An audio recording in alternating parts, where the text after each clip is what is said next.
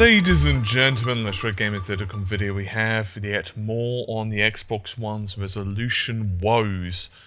It has actually been confirmed by Infinity Ward that the Xbox One version of Call of Duty Ghosts is indeed going to be running in 720p. I'm going to read you guys out an exact quote. This is from Mark Rubin from Infinity Ward. Hey, been on the road the last couple of weeks, so haven't had a chance to update, but want to confirm that for the Xbox One, we're 1080p upscaled from 720p, and we're native 1080p for the PS4. We optimized each console to hit 60 frames a second, and the game looks great on both. Still on the road, but glad to see the great reception to Extinction. Can't wait to see next week's launch. So, as a clarification, this is out of a quote, as a clarification, he's stating that it will upscale the 720p, which is rendered internally, and it will upscale that to 1080p for your TV. So, in other words, natively, it's only 720p, whereas, of course, the Xbox One's rival, the PlayStation 4, is indeed running at 1080p. So, just to give you guys an idea of how much of a difference this really is, because, you know, I think that sometimes visualization is very difficult when you're talking like 720p to 1080p. What is that? Well, I'm going to read you guys out a couple of numbers just to give you an idea. And once again, you can reverse engineer these by typing in, say, 1280 by 720 or 1920 by 1080, whatever. The PlayStation 4 has 2,073,600 pixels. Meanwhile, the Xbox One is actually 921,600. So that's a difference of over 1 million pixels. To give you a better example, you're looking at 125% difference between the Xbox One and the PlayStation 4. That's pretty big. That's pretty damn, impressive. Now, there's not, as far as I'm aware, been a confirmation yet what the Xbox 360 version is running in, but most likely it's going to be 1040 by 600-ish. No doubt the PlayStation 3 version is going to be very similar, maybe slightly lower resolution, so probably like, I don't know, 1000 and something by, say, 560 or maybe 960 by 540 if other Call of Duty games or anything to go by. So from the Xbox 360 to the Xbox One, you're looking at around a 48% difference. Whereas on the other hand, the PS3 to the PS4, you're looking at about 300% difference. And those are pretty profound numbers. So, I guess the answer to this, and there's also been some other tweets as well. Like, for example, I'm sure you're aware of the leaker slash rumor mill man known as Famous Mortimer. He and others, such as Adam Boyes, has been taking onto Twitter, I tell ye, and Famous Mortimer has said, "Turns out I'm not making stuff up. Who knew?" And Adam Boyes said, "I did."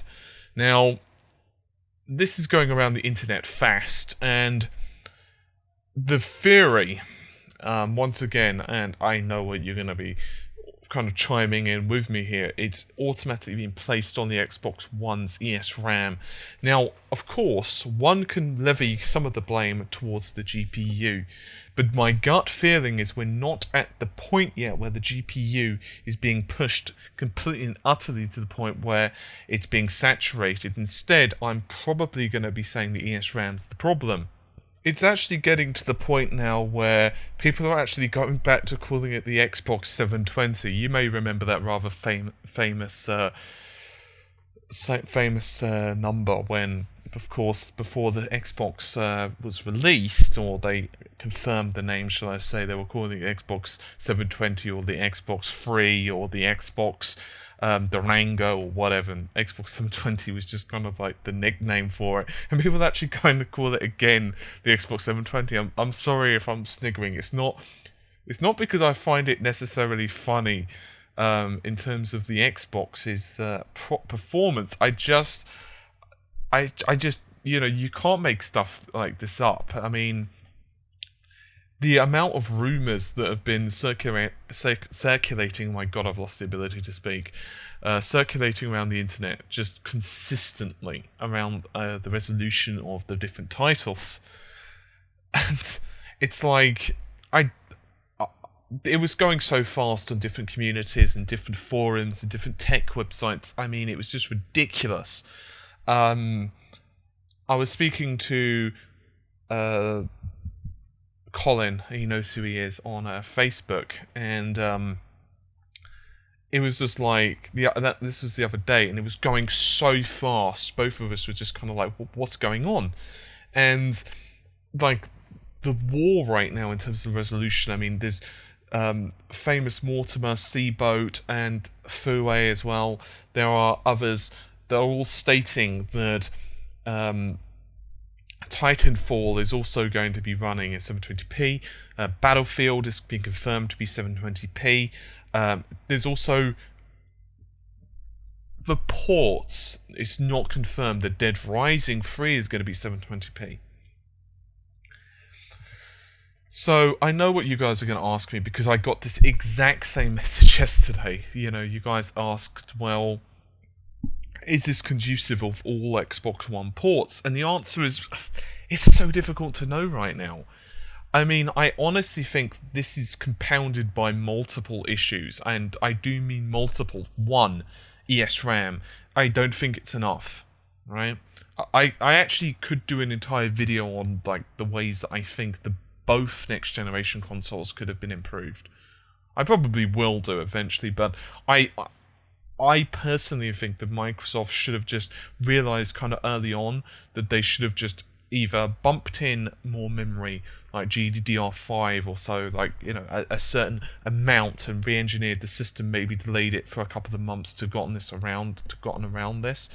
But I just don't think that, you know, 32 megabytes of ESRAM is like sufficient once you've taken into account the frame buffer and other things as well. Second issue, the development toolkit. As far as I'm aware, the toolkit was just hideously behind where it should have been. And there are rumours that the Xbox One's operating system is crashing now, and I don't know if those are true. These are like, you know, rumours from the dark parts of the internet and Twitter and stuff like that, so you tell me if they're true, because I honestly don't know. I can only report that, you know, it's around the internet, but it doesn't, you know, a report doesn't mean that much. I mean, I even told you guys that one developer, and I quote, called it a clusterfuck. He was talking about the online and operating system experience of the Xbox One.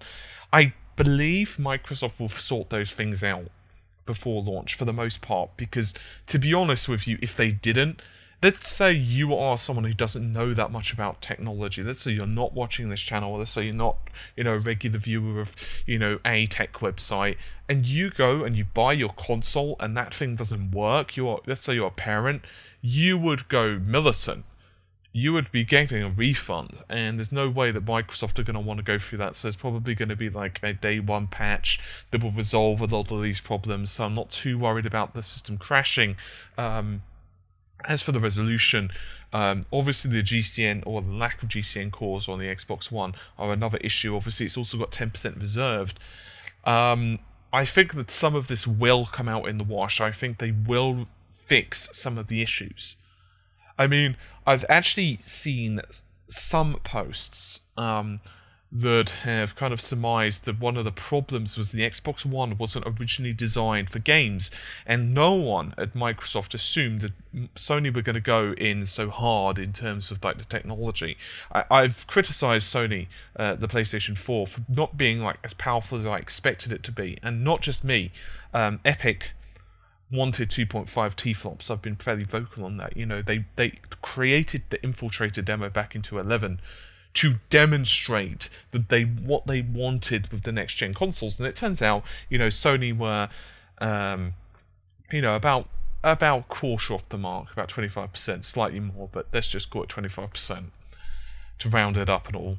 So they were, pretty close, and I don't think Microsoft expected that. I don't think Microsoft expected them to have so much of a lead in terms of time. I think that they expected Sony to be behind, at least according from what insiders are reporting. But once again, just how much those insiders know. I mean, for all we know, that insider could be someone who's just testing the joypad's buttons.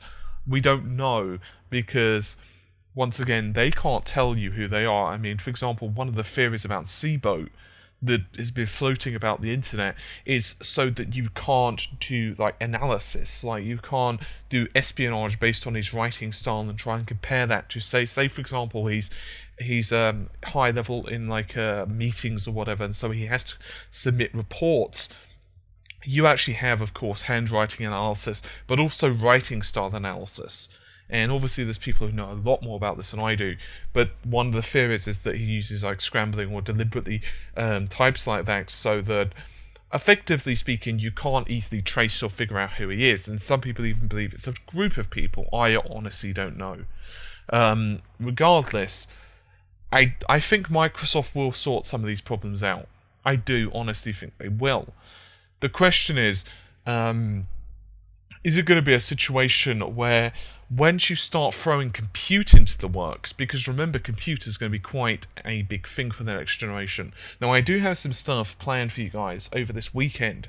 I'm actually basically working on some stuff in the back end for you at the moment. I can't reveal everything, but I have some plans for some really advanced analysis features over the next couple of weeks. Hopefully they'll be rolled out for the next-gen consoles.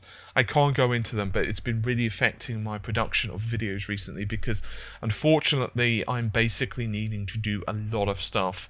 A lot of advanced editing techniques are needed to be learned. I'm basically researching a lot of equipment that we're needing to buy, and more besides. So unfortunately it's been kind of affecting my workflow for you guys, and I can only apologize, but rest assured it is for good reasons, because I want to, give you guys the best possible quality and the best possible analysis and the best possible insights into the future. And, I really do mean that. And so I'm going to be investing quite a lot of money and time into this to really make sure that this stuff is good.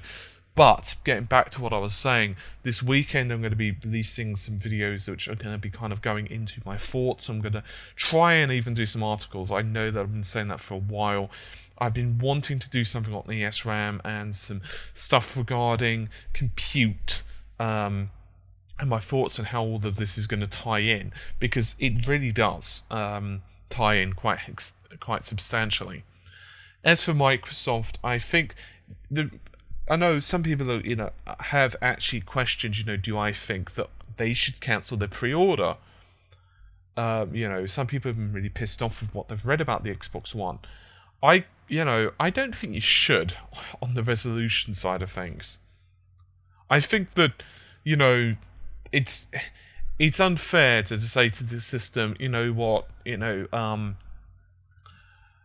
resolution is the killer. Now, if you're one of those people who don't really care about the exclusives on the Xbox One, and they're all kind of like iffy, then I suppose you could consider it. But I think cancelling a pre-order over just resolution alone is a bit of an overkill statement. I think that obviously there's going to be a lot more to the system than that. It's very hard to know, of course, what the future is going to hold in terms of optimizations. I think it's still very early yet. So I guess we're just going to have to see. Anyway, I know this has been kind of an itsy-bitsy video, but hopefully you enjoyed it, and at least it's a bit of food for thought anyway. So I'll see you soon. Take care. Bye for now.